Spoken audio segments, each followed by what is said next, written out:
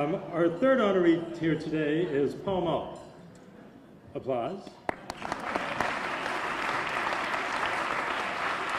Paul is the president of Team Toyota Auto Group with dealerships in Lawrenceville, New Jersey, and Langhorne and Glen Mills, PA. He purchased his first dealership in 1983 and has purchased, operated, and sold 9 other dealerships since that time. Prior, he was in business with his father at Paul J. Muller and Associates, a bank services company that set up banks to do indirect finance business with auto dealers.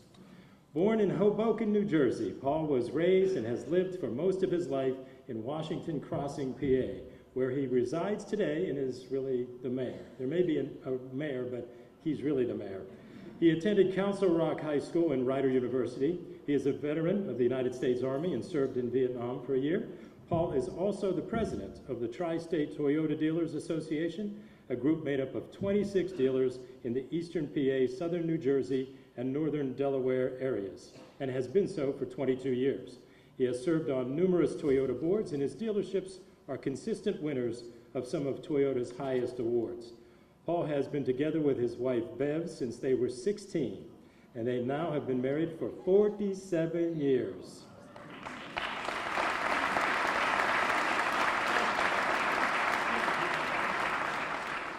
And we really should be honoring Bev.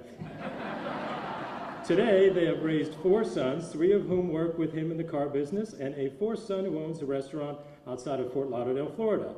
They have 3 daughters-in-law and 5 grandchildren who I know Paul and Bev dote over all the time. Ladies and gentlemen, Paul Muller.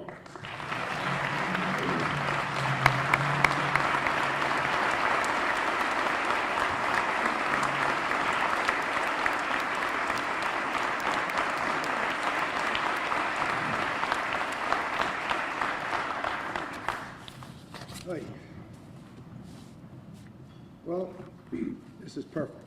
I got eloquence and charm, I got brains and beauty, and now you got me. Before I get started, I had some unbelievable news yesterday that I want to share with you because I am extremely excited about it for a couple of reasons. My good friend Dave Buck was promoted yesterday to Executive Vice President of the Philadelphia Phillies.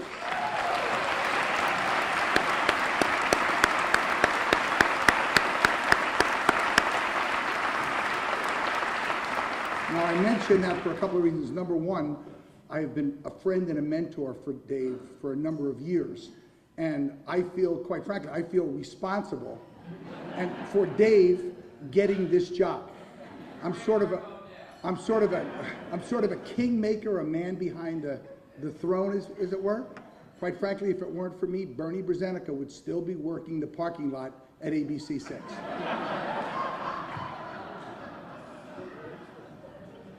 Good afternoon, ladies and gentlemen. Listen, you're going to get what you want. So, I mean, I am Paul Muller. I'm the president of Team Toyota and the Tri-State Toyota Dealers Association. First of all, let me thank you all for this honor and for coming here today. To Ty and Nicole, congratulations to you. It took me 68 years to win some kind of an award. You guys jumped on it right away, so you're in good shape there. I will tell you that when Alan called me and said, you know, you won this Mover and Shaker award, I went home and told my wife, and she said, "Oh, brother, you don't move much, but you do shake a lot." So I thought I am perfect for this. I want to take a minute or two just to give you a little bit of my background, so you sort of figure out where I came from and how I got here. I was raised, as Bernie said, and lived in Washington's Crossing my whole life. I have 4 sons, 2 of which are with me here today. I have been married 47 years to the love of my life. Make sure you tell her that. 3 of my 4 sons work with me every day. I did graduate from Council Rock High School and attended Rider University in Lawrenceville, New Jersey. Now, I attended Rider for a year when one of us, and as I remember back, it was probably Ryder, decided I wasn't ready for college. So I thought I'd take a year off and find myself. Have any of you heard of the draft? Well, lo and behold, the government found me first, and I spent the next 3 years of the Army, including a year in Vietnam. When I got home, I still had 14 months left on my service, but I had this grand plan. So I married my high school sweetheart, Beverly. She was going to finish school. She was a senior at Rider, was going to teach, and I'd go back to school. Having children right away was not in our plan. But if you haven't already surmised, planning wasn't my strong suit. Our first son, Paul, was born 10 months later. 2 years and one more son later, she was still teaching, and I was going to school full time and had all kinds of different jobs. I went to school in the morning from about 8 o'clock to 12 o'clock or 12:30. I worked in a bar from 2 o'clock to 10 o'clock as a bartender every day. And I worked in the Neshaminy Manor Nursing Home from, keep laughing, from 11 at night to 7 in the morning, 5 days a week, 5 nights a week. And the reason I like to work at night is because I got a shift differential of 20 cents an hour. I was making 19 bucks. The only sleep I got was sleeping either on a couch in the nurse's station, sleeping in an unoccupied bed in the ward, and I hate to admit it, a couple of times there were not unoccupied beds, so I'd find the guy least likely to urinate on me, and I jumped in with him. I'm still afraid I killed some of these people because they were in rubber sheets and I'd roll them in the sheet. It was 100 degrees in there. I mean, beginning my senior year, I took a job with a company that my dad had worked for 35 years. And we represented banks to set up departments in banks to do business with automobile dealers. With 1 semester to go to graduate, I had the opportunity to represent my own bank and make almost $12,000 a year. And I got a company car. With a house, a wife, and 2 sons, it was too good to pass up. So again, against my parents' wishes, I took off from school and started my career. A year or so later, in 1992, at 23 years of age, I went to my father, who was 63 at the time. My mom and dad were 40 when I was born. What the hell are you laughing about? I'm telling you. Yeah, let you come up here and do this and see how easy it is. Telling people your whole life you flunked out of college, you're a donkey. Well, I'll tell you, Yuki, help me out up here, will you please?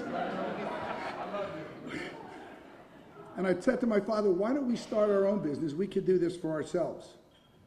I want to mention here that I'm an only child, so I wasn't taking food out of somebody else's mouth. As Bernie said, I am the one and the only. Well, there's a reason I'm one and only. And I'm used to getting my own way. So he somewhat reluctantly agreed. He put $20,000 in the bank, and Paul Muller and Associates was born. It was certainly a struggle at first, but within 3 years, we got our first bank client, signed up a bunch of dealers, and things were looking up. By 1975, my dad had retired, and over the next 7 years or so, we had a thriving business with about 35 employees.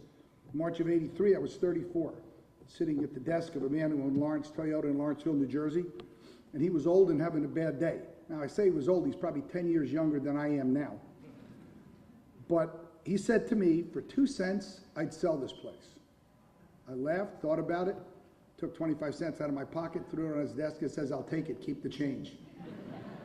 The 2 cents turned out to be a little bit more money than that, but my wife and I rehocked our house, took every dime we had in the bank, borrowed the rest, and we were in the car business. I kept the finance business till 1991, and I sold it to group my employees.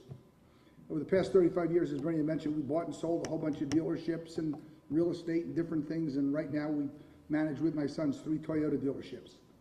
I want to tell you this, not to elicit a, boy, isn't he special, and look what he went through, because I'm sure many of you went through the exact same thing.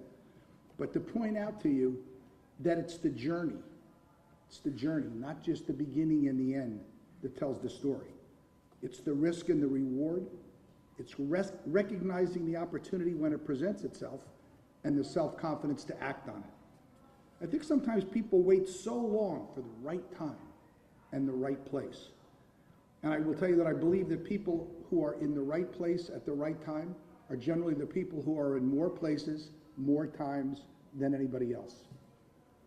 In his comments about what he was looking for in a speech, Alan had asked us to be somewhat inspirational, which is my specialty, and talked about how the speech should reflect the meaning of this award.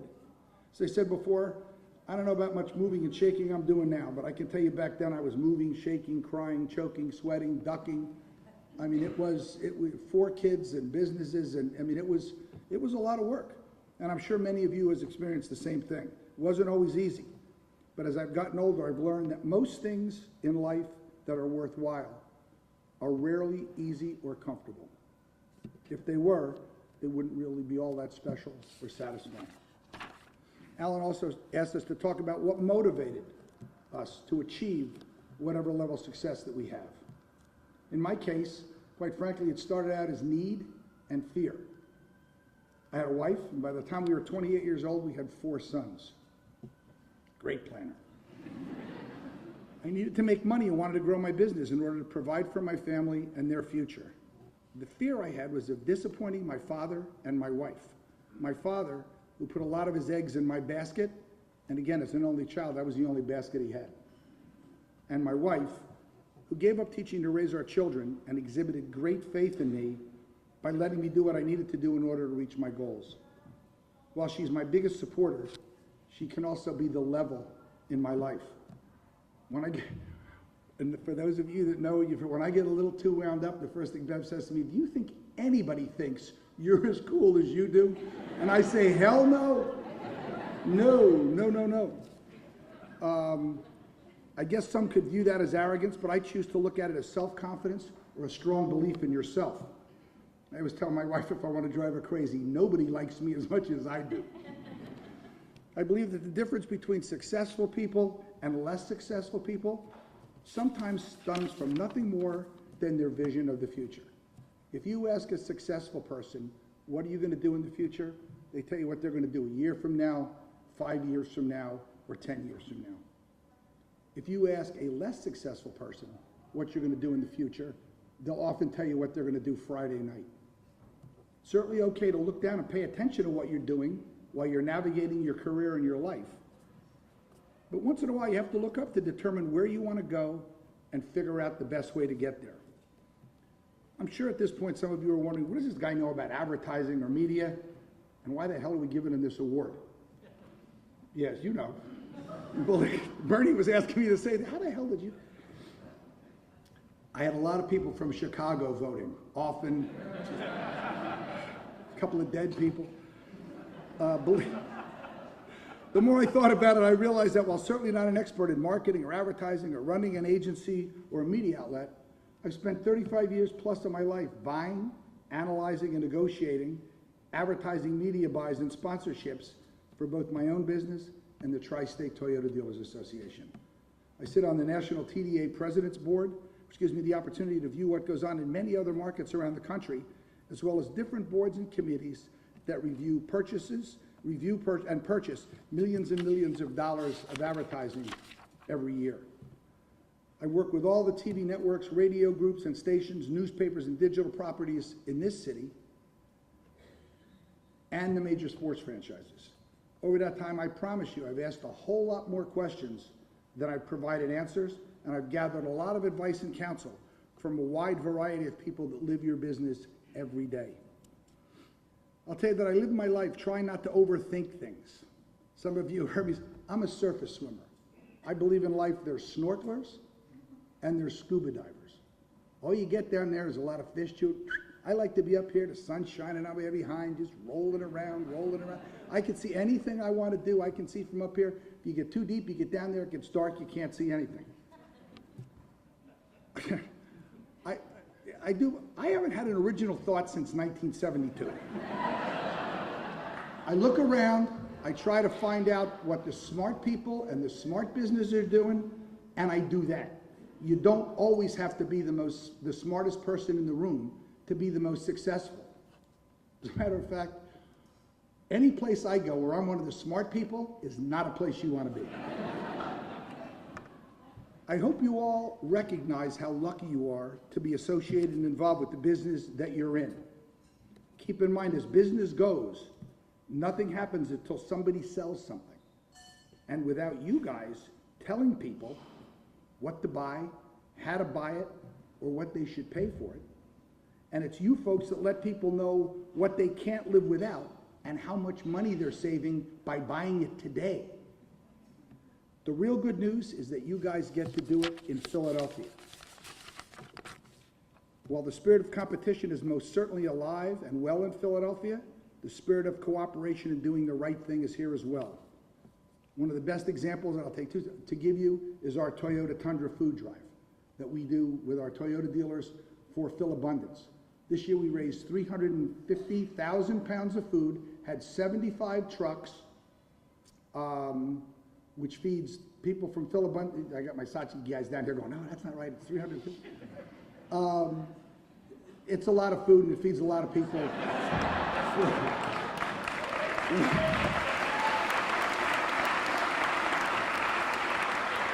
One of the other things you'll learn if you know me is I never, ever let the truth get in the way of the good story.